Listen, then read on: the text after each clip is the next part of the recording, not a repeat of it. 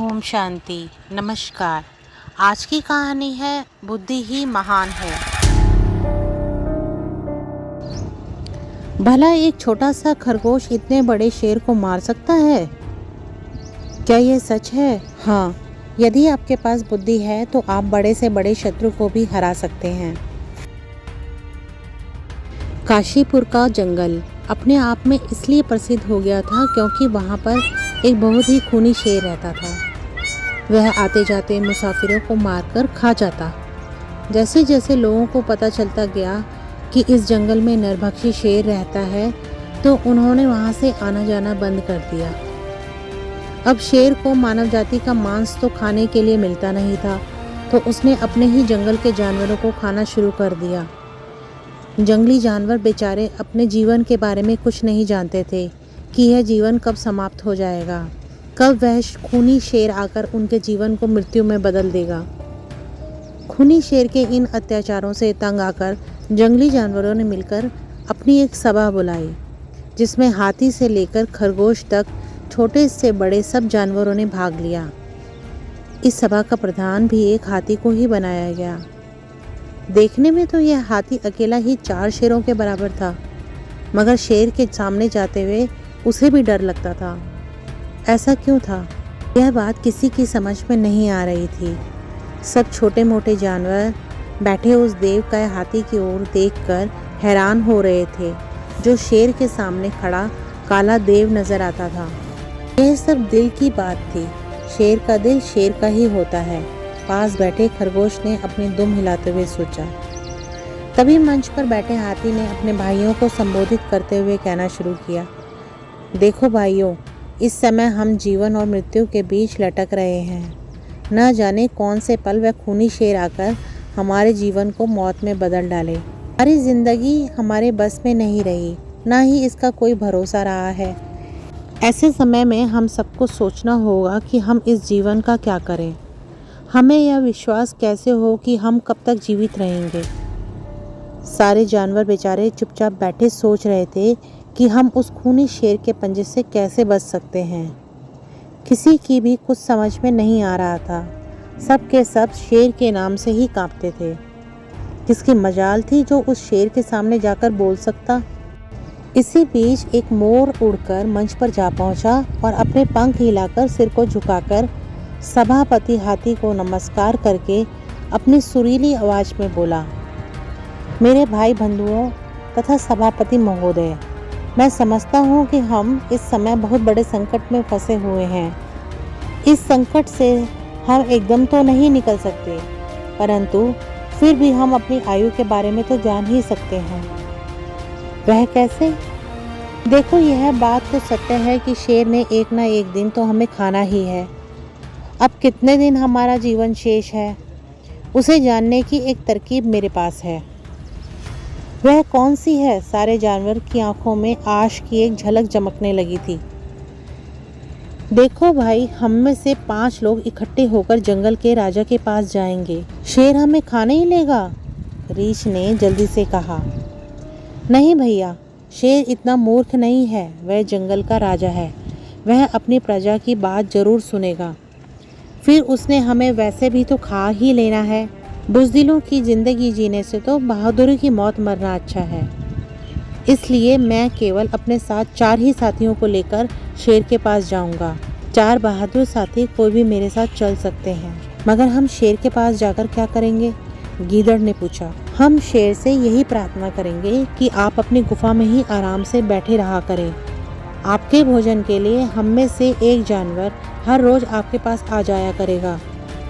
इस प्रकार आपको भोजन मिलता रहेगा और हमें भी अपनी मौत का दिन याद रहेगा। इससे दोनों पक्ष चैन से रहेंगे। सब जानवर इस बात को मानने के लिए तैयार हो गए थे। उसी समय 5 सदस्यों का दल मोर और हाथी की रहनुमाई में शेर के पास भेजा गया। शेर ने इस शर्त को खुशी से स्वीकार कर लिया। दूसरे दिन से ही जानवरों की पंचायत ने मिलकर अपने साथियों की मौत के नंबर बांट दिए थे।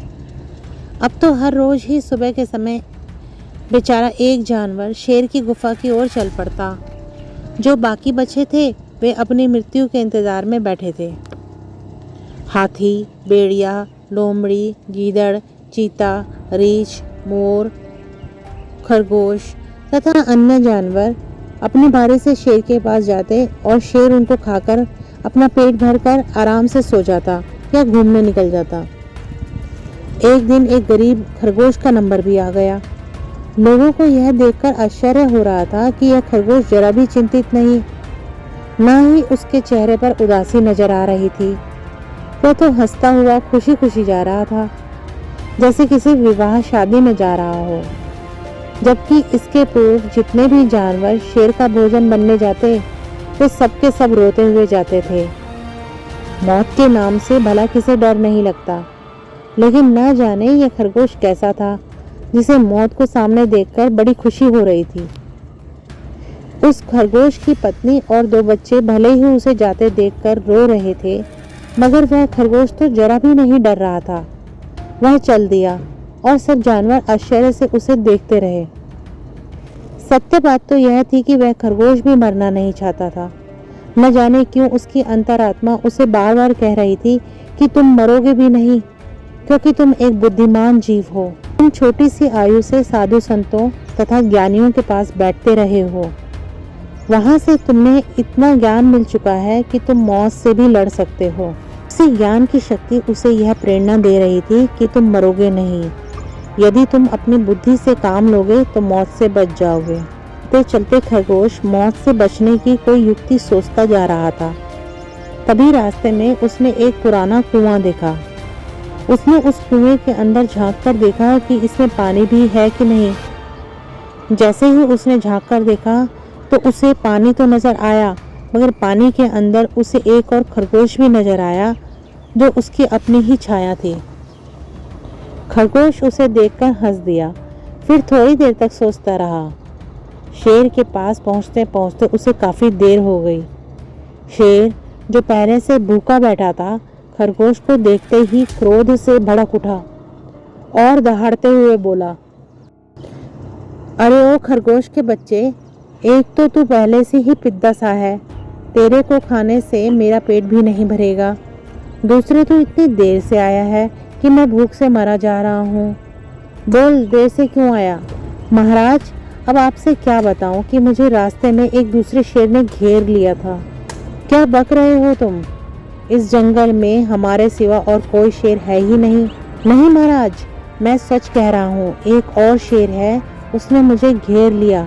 तो मैंने उससे माफ़ी मांगते हुए कहा कि हे जंगल के राजा, मुझे माफ़ कर दो, क्योंकि जो हमारा राजा है उसने मुझे बुला रखा है। नहीं नहीं, इस जंगल में हमारे अलावा और कोई शेर नहीं रह सकता। हम उसे मार डालेंगे। उसे क्या अधिकार है कि हमारे जंगल की सीमा में प्रवेश करे? हम उसका खून कर देंगे, हम उसे मार डालेंगे। चलो हमें बताओ कि वह शेर कहाँ है। आज हम तुम्हें न खाकर उसी के मांस से अपनी भूख मिटाएंगे। ठीक है महाराज, चलिए, परंतु यदि आपको कुछ हो गया तो मुझे दोष मत देना। नहीं नहीं, हमें कुछ नहीं होने वाला। फिर हम शेर हैं, डरना हमारा काम नहीं, लड़ना हमारा काम है। ठीक है महाराज, जैसी आपकी इच्छा। अब मैं आपको उसी शेर के पास ले चलता हूँ। हाँ हाँ, चलो चलो, देर मत करो, ऐसा ना हो कि वह हमारे जाने तक भाग जाए। जब खरगोश शेर को लेकर उस कुएं के पास आया तो शेर ने चारों ओर नजरें घुमाकर देखा। वहां दूर दूर तक किसी शेर का नामो निशान नहीं था। वहां दूर दूर तक किसी शेर का नामो निशान भी नहीं था। अरे पिद्दे, कहाँ है तेरा शेर? क्या तुम हमें पागल बना रहे हो? नहीं नहीं महाराज, ऐसी बात नहीं, मैं झूठ नहीं बोल रहा। मैंने खुद उसे अपनी आंखों से देखा था। फिर कहाँ है वह? शायद आपसे डरकर इस कुएं में छिप गया है। हम उसे कुएं में भी नहीं छोड़ेंगे। वह क्या समझता है कि वह छुपकर अपनी जान बचा लेगा? चलो दिखाओ हमें। खरगोश उस शेर को कुएं की मुंडेर के पास ले गया, अर्थात कुएं के किनारे के पास ले गया और बोला, देखो महाराज, वह रहा, इस कुएं में बड़े मजे से छुपा बैठा है ताकि आपको पीछे से मार सके। शेर ने जैसे ही झांककर नीचे देखा तो कुएं के पानी में उसे शेर नजर आया। जो असल में उसकी अपनी ही छाया थी। उस पागल को क्या पता था कि खरगोश अपनी ही चाल चल रहा है।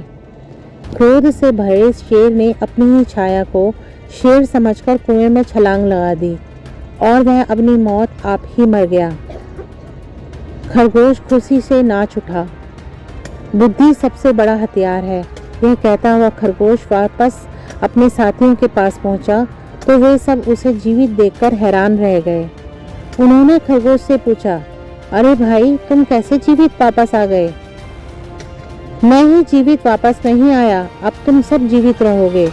अब कोई बेमौत नहीं मरेगा क्योंकि मैं शेर को मार कर आया हूँ। जब खरगोश ने शेर को मारने की पूरी कहानी सुनाई तो सब जानवर खुशी से नाच उठे। इस कहानी से हमें यह प्रेरणा प्राप्त होती है कि बुद्धि से काम लेने वाले लोग बड़े से बड़े शत्रु को भी मार गिराते हैं। इसलिए कभी भी संकट के समय घबराना नहीं चाहिए। ओम शांति।